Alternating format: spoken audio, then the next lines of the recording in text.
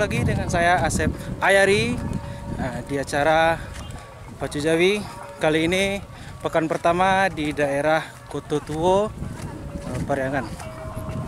Ya, Asep Ayari sekarang ditemani dengan adik Asep Ayari, Didi. Ikuti juga di fanspage Facebook halaman Asep Ayari dan Instagram Asep Ayari.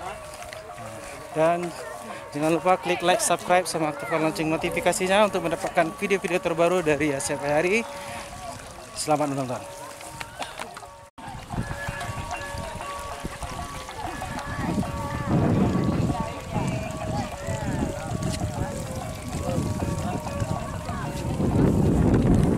Aku Pak Yul nemu gak?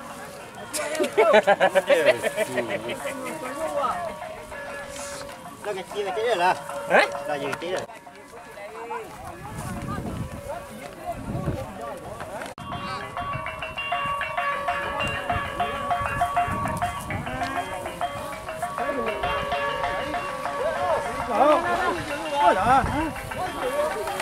Dia Jawi lari pun dia. Wah.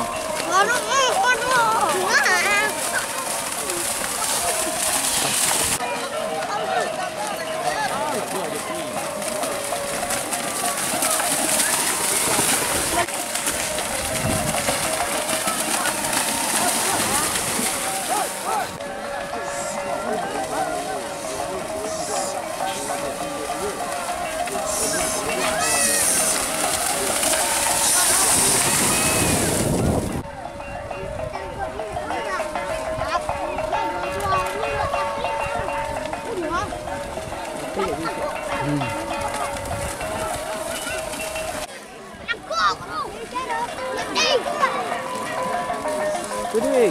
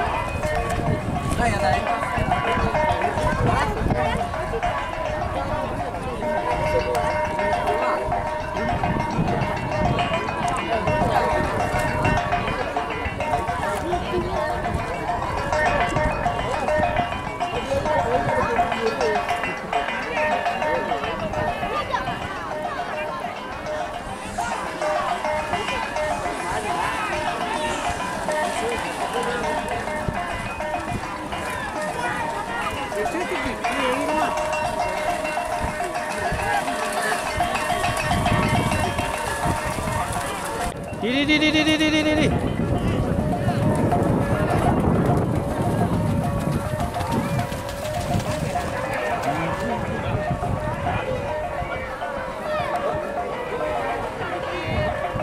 Awas.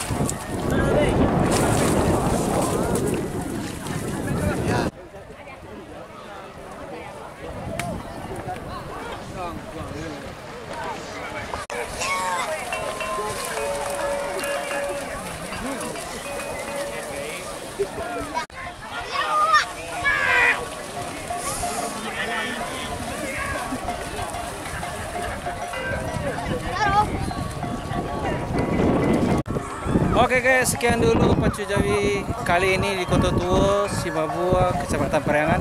Gimana? Seru nggak? Jangan lupa klik like, subscribe, sama aktifkan lonceng notifikasinya untuk mendapatkan video-video terbaru dari ASEP Ayari. Sampai jumpa di minggu depan masih di Kota Tuo, pekan kedua.